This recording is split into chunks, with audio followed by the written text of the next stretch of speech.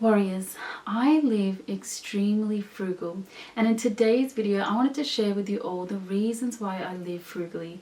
Now there's so many people out there who live frugally, but they have their own reasons for living like that. So I'm going to share my own unique reasons, and as always they're quite deep, and I'm going to share with you the thought processes over the years that have led me to live this frugally. And many people will connect with it and many people won't. So I'm going to start. We live in a world where we are controlled by a system. It's kind of like this game we're all in, and to survive this game we kind of have to earn these tokens, and these tokens in this world is money. Let's be honest, we can't do much without it, and as much as I want to say yes, we can live without money, the truth is none of us can. Ever since I dropped out of school, I've been trying to figure out a way to come up with this lucrative idea to break free from the system. Like this amazing idea that would just generate enough money to get by without having to work for a boss or in front of a computer all day. And it's been 10 years and I have not come up with this idea. But just because I haven't come up with this one exceptional idea doesn't mean there isn't another way to reach a place of freedom from this game, and that is to live frugally. In my opinion, living frugally is one step closer to that freedom. So I'll start by speaking about the first and biggest reason that led me to live frugally, and it's this massive thing called consumerism. Because I understood this, it changed the game. In other words, it was a game changer.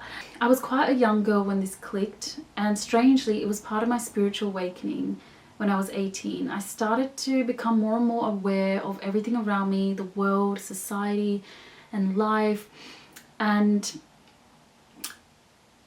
I kind of call it seeing through things, because that's what happened. So if we had to really be honest, guys, we don't really need much to survive or be happy. Like, all we really need is food, water, and some sort of shelter, and everything else is optional. And when I sat with that and connected with that, it became very clear to me that most things being sold to us was junk.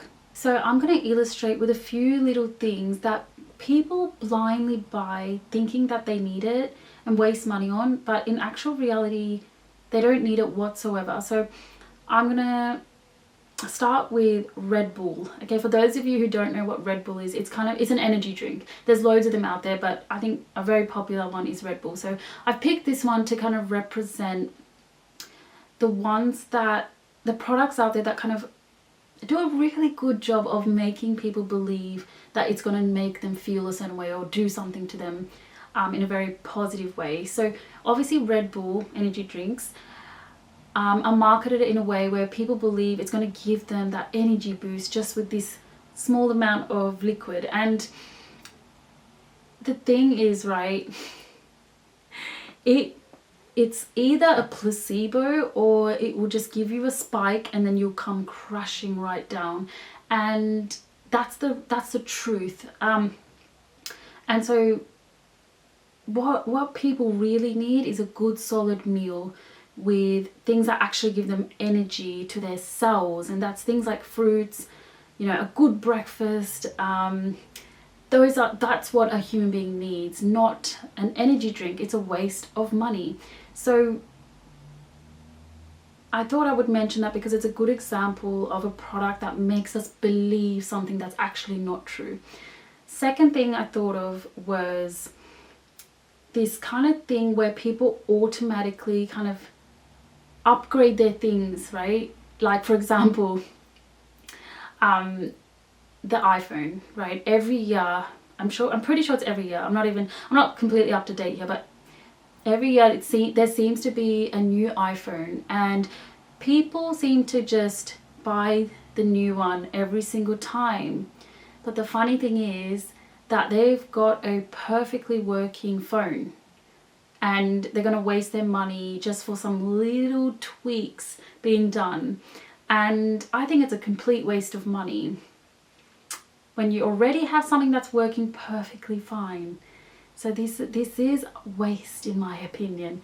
Number 3, air freshener. Okay, I'm using this as an example because I thought about it today and I was like, okay, it might be a bit weird why I'm choosing this, but there's a pretty good reason, because it's a representation of all the silly products out there, and there's millions of them. So if you look at an air freshener, right, it's absolutely ridiculous. Like, yes, when we do a poo, it stinks, and that's normal, that's natural, and it seems like people have such a hard time just letting it be like that for a few minutes. And then of course they're going to invent something to tackle that problem when it's not really a problem.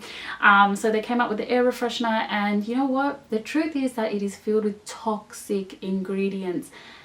In my last video I talked about looking at the ingredients of every product, and you're literally paying for toxicity to be in your household. So this is what I mean by a waste of money, and people thinking, like, people will blindly go into the supermarket and just, you know, pass the aisle and be like, oh yeah, I'll just get that because then it'll smell nice in the bathroom, and when it's actually not needed whatsoever. The other thing I'm thinking of is children's, you know, entertainment, toys and things like that. What a waste. Like, the other day I went into a toy store just to see what the hell is in there, and all I saw was plastic, just these colored plastic, and they were charging like $50 for these plastic toys, and it was absolutely ridiculous. The truth is, once again, the truth, I'm going to underline that word because that's what I'm trying to explain here. The truth is that children don't need any of those things. All they need is attention from their parents, and something where they can burn their energy in a healthy way, like run around, you know, jump on a bed, you know, dance and art, creative things. You know, this is what a child needs. So all this stuff that's been created for children is absolutely ridiculous. There's so many other examples that I could keep talking about, but I have to move on to my other reasons as to why I'm frugal. So hopefully you guys, that kind of makes sense in the way I explained the whole consumerism and seeing through things. And once you see the truth, you guys, you can't unsee it. So this is why I live frugally, because I can't bring myself to waste money on waste.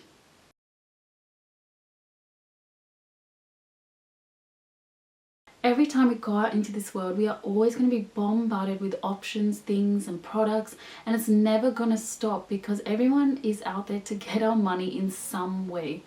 And so it's very easy to find yourself looking at something and getting that rush of excitement and a liking for a product, even though in the back of your head, like, we know we don't really need it. But it's funny how our minds will come up with a way for us to buy it. It's kind of like, for me, it reminds me of like this little monster that sits in our heads that wants a bit of sugar to eat just to feel good for a bit. In other words, temporary pleasure from a tiny dose of dopamine. And the key word is temporary. So this word sits in my mind as I walk through this world, and that's what makes me not fall into the trap. By the way, I'm not saying you know, if people buy what they want occasionally, it's a bad thing. I'm not saying that, but obviously you're watching someone who is extremely frugal. So I barely buy anything of a want nature. And every time I buy only what I need over buying junk for temporary pleasure, I build willpower. And that choice is much more powerful than one may think. I don't want to be rich. So when we think of the classic person who's rich, we kind of think of someone with lots of material possessions, of kind of that luxury nature. But for me, being rich is more of like this state of mind. You know, so many people want to live the American dream, but for me, it's not appealing one bit. You know, the fancy clothes, the nice car, the big house, you know, the nice things, they have no meaning to me whatsoever. And I've never been one to identify myself or the way I feel with material possessions because they don't have value to me.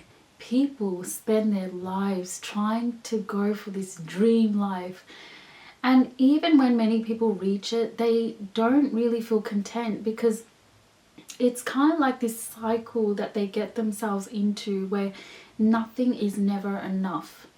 And I love simplicity, the simple life. I mean, look at me. I am wearing an oversized man's jumper, no makeup, a pair of sandals. And, you know, one might look at me and think I'm poor. But actually, my mind feels so rich because I'm just so content. Like, I'm so content with not owning much and just like living in a way where I kind of know where the value really is. And it's definitely not in this American dream. You guys, in all honesty, if I had like so much money, or if I was a millionaire, or if I was at a point where I had absolutely no money, I would always choose to live frugally. Because over the years, and you guys, I have lived in a wealthy kind of lifestyle. When I was younger, my parents were really, really wealthy, so I grew up in a wealthy environment and I had everything I wanted. You know, if I asked for something, I would get it instantly. But then in my teenage years, I was living the opposite life, completely broke, and that was my favorite time because I really learnt about the meaning of life. And so that's why I say I will always live frugally, because I know that frugality, it teaches me the value of money, and that even if you have loads of money, it doesn't mean you have to go for that kind of mainstream rich life. It's like money doesn't always have to lead to that. It can bring you other things, like I was trying to explain, the freedom.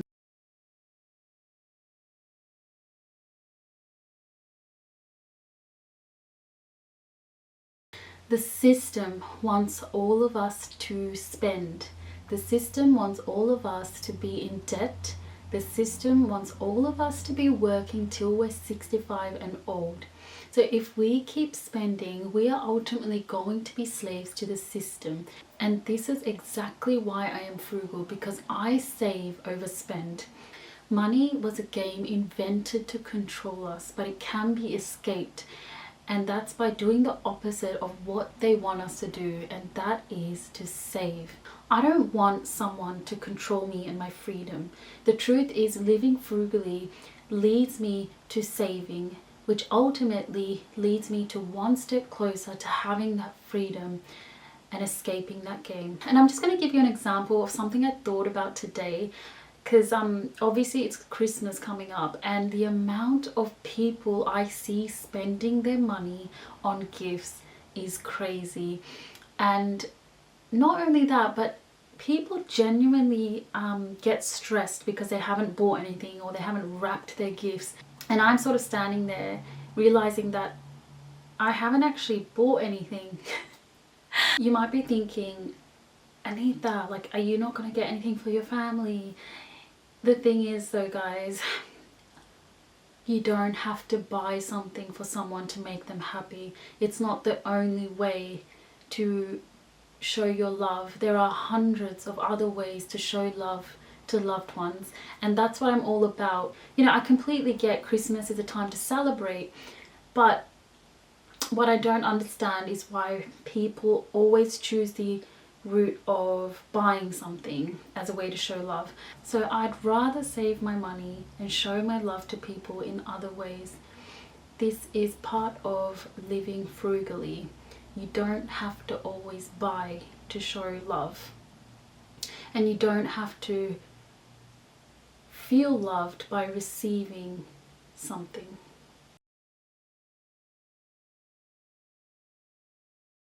So the very last reason as to why I am frugal is because I am a minimalist. And when someone is a minimalist, they can end up also living frugally. So because I don't own many items, and that's a personal choice, and I don't have the desire to buy many things in life, I naturally don't waste my money. So minimalism and frugal living kind of goes hand in hand. I'm kind of doing this because it kind of represents yin and yang.